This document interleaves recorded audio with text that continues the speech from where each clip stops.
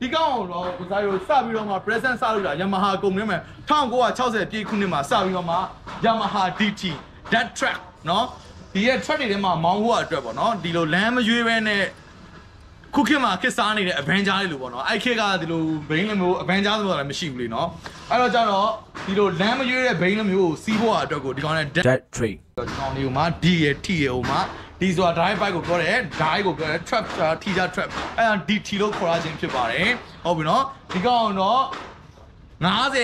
50cc ကနေပြီးတော့ 400cc အထိလာတာဖြစ်ပါတယ်ဟုတ်ပြီနော်ဒါဆိုတော့ဒီမြန်မာနိုင်ငံမှာကတော့အများဆုံးတွေ့ရတဲ့ power ကတော့ဘယ်လောက်လဲဆိုတော့ 100cc 125cc ရယ်နောက်ပြီးတော့ 200cc ရယ်နောက်ပြီးတော့ 230cc ရယ်ဆိုပြီးတော့ကိုစားရနိုင်ငံမှာဒိုတကောင်ဒို125 200နှစ်ကောင်လို့ခေါ်တယ်125ကြာတကောင်လို့ခေါ်တယ်နောက်ပြီးတော့230ကိုကြာဘာလို့ခေါ်လဲစက်ရုပ်ပုံစံမျိုးဖြစ်သွားတယ်ကြားအမောက်ပုံစံမျိုးဖြစ်သွားတယ်လန်စာဆိုပြီးတော့မှခေါ်ကြတာဖြစ်ပါတယ်ဟုတ်ပြီနော်Okay အဲ့တော့ကြတော့ကိုစားရဒီကောင်ကြည့်မယ်ဆိုရင်တော့ကိုစားရနိုင်ငံမှာတကယ်ဥမှာပဲကျွေလဲကျွေရှင်စရာကောင်းတဲ့ဘိန်းတကြီးအမျိုးသားဖြစ်ပါတယ်ဘာလို့လဲဆိုတော့သူ့ကိုကြည့်လိုက်မယ်ဆိုရင်ဒီအားမွေးမှာကြည့်လိုက်မယ်ဆိုရင်လိုက်ပြီး horse မြင်းတကောင်လိုမျိုးပေါ့နော်ပုံပြီးတော့ကြွမယ်ရွာမယ်ဒီရဲ့လမ်းကြောင်းတွေလမ်းတွေပါတယ်ဂမှုကထစ်တွေနော်ဂျိုင်းခွက်တွေပါနေတော့တွေးမရှောင်ပေါ့နော်ပြောမယ်ဆိုတော့တွေးမရှောင်လမ်းတွေမှာတွေးမရှောင်ဘိန်းအမျိုးအစားထဲမှာပါပါတယ်ဒီရဲ့ Yamaha DT ကတော့ဒါလူကြီးလူငယ်ကမရွေးအခုချိန်นี้တဲဆွဲနေတဲ့ဘိန်းအမျိုးအစားဖြစ်ပါတယ်ဟုတ်ပြီနော်ဒီကောင်တွေကတော့ကိုစားတို့မြန်မာနိုင်ငံကိုတော့ဝင်လာတော့ဒီ1980ဝန်းကျင်တော့နေစပြီးတော့မှ1985နောက်ပိုင်းနေစပြီးတော့မြန်မာနိုင်ငံမှာဝင်လဲ1980နဲ့မှာ82ဆိုပြီးတော့မြင်ဘူးတယ်ဟုတ်ဒီပုံစံလေးဖြစ်ပါတယ်ဟုတ်ပြီနော်82ကနေစပြီးတော့ဒီ Yamaha ရဲ့သူ့ရဲ့ဒီ DT ဆိုတဲ့အရာတစ်ခုကိုဒီမြန်မာနိုင်ငံကပြည်သက်လက်ထက်ရောက်လာဟုတ်ပြီနော်အဲ့မှာဒီတစ်ထုတ်တဲ့ညီကိုတွေတစ်လမ်းမှာတုံးတဲ့ညီကိုတွေဆိုရင်ဒီကောင်အရန်အသုံးပြုကြတယ်သူကဘာကြောင့်လဲဆိုတော့ electrical ဘိုင်းမှာမရှုပ်ထားဘူးအရန်ရိုးရှင်းထားတယ်ဒီကောင်မှာကျတော့ electrical ဘိုင်းနည်းနည်းလေးမြင့်ထားတယ်မဆိုတော့လေးမြင့်ထားပြီဘယ်လိုမြင့်ထားပြီလဲဆိုတော့ကိုစားရဒီကောင်ကိုကျတော့ဒီကောင်မှာကျတော့ဘာဘူးဆိုတဲ့ဟာပေါ့နော်ဘားဟိုမှာတူအားနေကြတော့မှာဒီကောင်တွေက1 cylinder 2 stroke engine အမျိုးအစားဖြစ်ပါတယ်ဟုတ်ပြီနော်4 stroke တွေပဲပြောခဲ့တာ2 stroke ကြောင်းပြောတဲ့ခါမှာနည်းနည်းလေးတော့ဇလန်နဲ့ပိုရှည်လိမ့်မယ်ပြောရမယ်ပိုင်းနေမှာဟုတ်ပြီနော်ဒီကောင်က2 stroke engine power ဖြစ်ပါတယ်2 stroke engine အမျိုးအစားဖြစ်တယ်နော်အဲ့ပြီးကြတော့ဗာလဲဆိုတော့ဒီကောင်ကဒီ model မှာကြတော့ပါလာပြီလဲဆိုတော့ကိုစားတို့ဒီ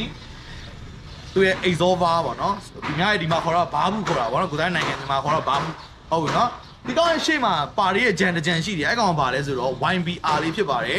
YBR generation မှာဆိုရင်ဒီကောင်က82မှာနည်းနည်းအဆင့်မြင့်ပြီးတော့မှရှေ့ကို deep brake တွေပါထည့်လိုက်မယ်နောက်ပြီးတော့ဘာတွေဖြစ်လာမလဲဆိုတော့ဒီကောင်ဒီရဲ့ဘာဘူးမျိုးစားဖြစ်လာမယ်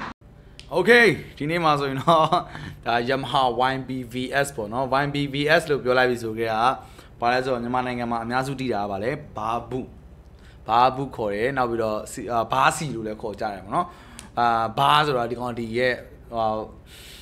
YBVS ဆိုတဲ့ Yamaha Power Valve System ပေါ့နော် Power Valve ဆိုတာဒီကောင်ဘာအတွက်အလုပ်လုပ်လဲဆိုတော့ဒီမှာကြည့်လိုက်မယ်ဆိုရင်ကိုစားတို့ရဲ့ဒီရဲ့အပေါ်ကဒီ motor အောင်ပေါ့နော်ဒါဘာဘူးခေါ်တာပေါ့နော်ဒီကောင်ရဲ့ဒီ valve နေပြီးမှအစွဲပြုတ်လုပ်ပေးတယ်ဒီကောင်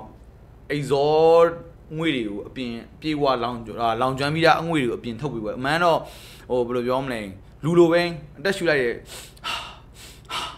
ချက်ချင်းတန်းထွက်နေတဲ့ဆိုင်သူကဖြည်းဖြည်းချင်းထွက်ပေါ့နော်အဲ့လိုမျိုးသူကစီစဉ်ပေးသလိုပဲတကယ်လို့ပြေးတဲ့ခါကြာရင်ကြတော့ဘာဖြစ်လဲသူကပါဇက်ပိတ်ပြေးလို့မရအောင်လူတွေလေအဲ့လိုပဲဆိုင်ကယ်မှာလည်းထုံးနေလောက်အောင်သူကအစွဲယုံပို့ပြီးတော့မှ load ဒီရဲ့ load.m မှာစင်နေရောဒီကောင် high မှာရောသူကလုံးဝမိုက်အောင်လို့ဘယ်လိုပြောမလဲဒီရဲ့ valve ခံထားပေးတာဖြစ်ပါတယ်အဲ့မှာဆိုရင်ကြည့်လိုက်မယ်ဆိုရင်ကိုစားဒါ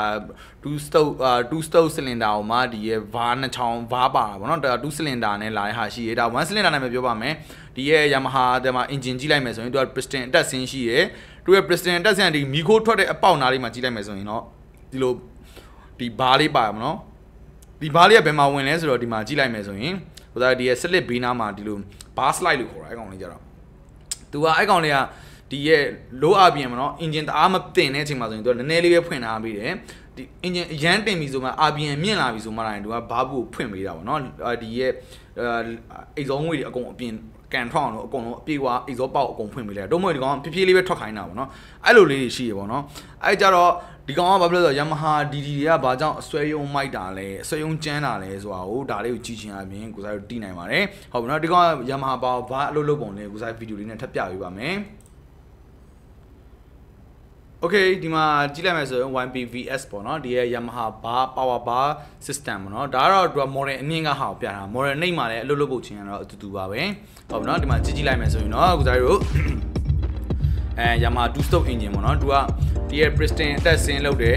ပောက်ကွဲခန်းတွေအကုန်ပေါက်တယ်ပုံမှန်အားဖြင့်တော့ဒီရဲ့82တွေပိုင်းမှာဒီကောင်ကတော့တောက်လျှောက် on နေတာပေါ့နော်ဒါပေမဲ့တော့ညာလဲဒိုတွေကဘာလို့ပိုစီးကောင်းလဲဆိုတဲ့ဟာဒီအားလေးကြည့်လိုက်မယ်ဆိုရင်တော့တိတာနိုင်ပါတယ်ဒီမှာဆိုရင်ဒီကောင်က power bar ပေါ့နော်ဒီကောင်ဒီရဲ့အိတ်စောငွေတွေပြန်လာတဲ့အခါကျရင်ဒီထဲမှာနည်းနည်းပဲဝင်သွားပြီးတော့ကျန်တဲ့ဟာအကုန်ပြန်ထွက်တယ်မှန်တယ်အဲ့ကနေပြီးတော့ဒီကောင်ကအကုန်လုံးလောင်ကျွမ်းပြီးမှဒီအပြင်ကိုထွက်ဖို့အတွက်ကြတော့ဘာလို့အဲ့လဲဆိုတော့ကိုယ်တို့ဒီနားမှာ power valve မို့နည်းနည်းပိတ်ထားပြီးတဲ့အရာလေးပါတဲ့အခါကျတော့ပို့ပြီးတော့မှအဆင်ပြေတယ်ပေါ့နော်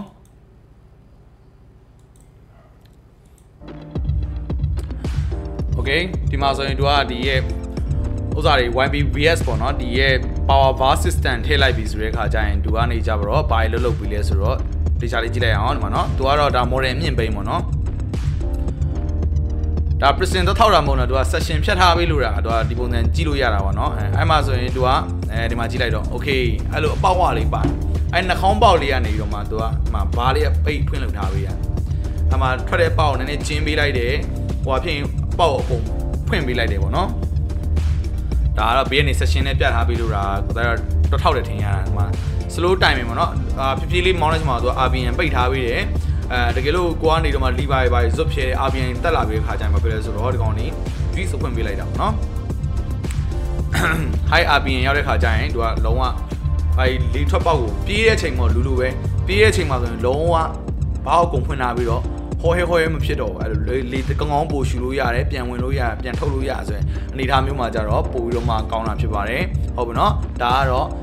Yamaha power bar ပေါ့နော် power bar ပါတဲ့ဟာနဲ့မပါတဲ့ဟာရဲ့ဒီမှာသူ့ရဲ့ grab line ကိုဒီကောင်ဆွဲထားပေးတာပေါ့နော်ဒါ slow နဲ့ fast မှာဆိုရင်သူကအဲ့နှစ်ခုကြားကိုဖြတ်သွားတာဒီကောင် grab line က power နဲ့ power ပို့တိုးအောင်ပေါ့နော် low ကနေတော့မှ high ပြောင်းတဲ့ချိန်မှာသူ့ရဲ့ power အမြင့်ဆုံးရအောင်လို့သူကဆွဲခေါ်ပေးတဲ့ system လေးကိုထည့်ထားပေးတာဖြစ်ပါတယ်2 stroke ပင်ဒီမှာအဲ့ဒီမှာလည်းတော်တော်များများတွေ့ရမှာဖြစ်ပါတယ်အဲကြောင့်ဘားဘူးဒီဘယ်လောက်ထိအရေးပါလဲဆိုတဲ့ဟာကိုသူတို့ကနေပြီးတော့မှပို့ပြီးတော့မှဒီရဲ့ဘားဘူးတွေမှန်လားဆိုတော့ရွေးချယ်ကြတာဖြစ်ပါတယ်ဟုတ်ပြီနော်ဘာဘူးတွေရွေးချယ်ရချင်းရဲ့အကောင်းမကောင်းစစ်တာတော့ဒီလိုလေးတွေစစ်ပြီးဒီရဲ့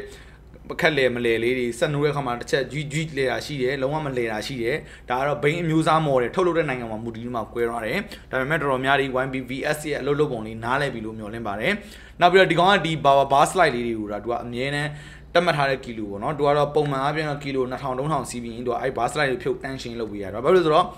ဒီရဲ့ 2D ဘိန်းတွေတော်တော်များသူကမီခိုးပါဖြစ်တဲ့အတွက်ကာဗွန်ဂျိုးတွေကပ်နေမှာပြီးတော့ဒီ bar slide တွေကျက်ပြီးတော့မှဘာဘူးတွေလောင်တော့မှဆိုလို့ဒီကောင်တွေဖြုတ်ပြီးတော့မှတန့်ရှင်းတွေလုပ်တယ်အဲ့လိုတွေအများကြီးလုပ်ပေးရတာပေါ့နော်ဒါလည်း main နဲ့တစ်ခုတည်းမှာပါတယ်โอเคဒါကတော့ 1PVS ရဲ့အသေးပဲလေးပဲဖြစ်ပါတယ်ခင်ဗျာအားလုံးကြိုက်နေတတ်မယ်လို့မျှော်လင့်ပါတယ်ဟုတ်ပြီနော်ဆက်သွားမယ်အဲ့တော့ကြတော့ဒီကောင်လေးအဲ့လောက်ကြည့်လို့ကောင်းတယ်ဆိုတော့ဒီလိုဒါဘယ်လိုပြောမလဲဆိုတော့အခုချိန်ခါတိလေဒါဒီခင်မနောက်ကြမတော်ဘူးလို့ဆိုရဲခံစားချက်မျိုးခံစားရတဲ့ပြင်မှာလူကြီးဘာဖြစ်လဲဆိုတော့ရုပ်ရှင်မြန်မာနိုင်ငံရုပ်ရှင်ဇာတ်ကားထဲမှာအများဆုံးထည့်ရိုက်တဲ့ဘိန်းလို့ပြောမယ်ဆိုရင်တော့ဒီဘိန်းကြီးမမားပါဘူးဒွေးတွေခစ်တုံးอ่ะဆိုတော့ဟုတ်တယ်နော်လုံးဝဒီတွေနဲ့ပြန်မျက်နှာရောအဲ့နဲ့အိတ်စောနဲ့ကပ်ပြီးဒီပါတွေပုတ်တဲ့အကွက်တွေရှိတယ်မျက်နှာရောလောင်တော့လို့အဲ့လိုအကွက်လေးလုံးဝ action တွေမှာတကယ်ဆွဲဆောင်မှုရှိအောင်ရိုက်ခဲ့ဖြစ်တဲ့အတွက်လူငယ်တွေကြားမှာလည်းလူကြီးလူငယ်တွေကြားမှာလည်းအရင်ဆွဲဆောင်မှုရှိပါတယ်ဒီဘိန်းကဟုတ်ပြီနော်โอเคအဲ့ဇက်ကားလေးတော့ကိုယ်တိုင်းပြန်ရှာကြည့်ဝင်နာမည်တော့မမှတ်မိတော့ကြာတော့ကြာပြီဆိုတော့ဟုတ်ပြီနော်โอเคအဲ့တော့ပြီးတော့ဒီကောင်အကြောင်းလေးဆက်ပြီးတော့ပြောရအောင်ကိုယ်တိုင်းနော်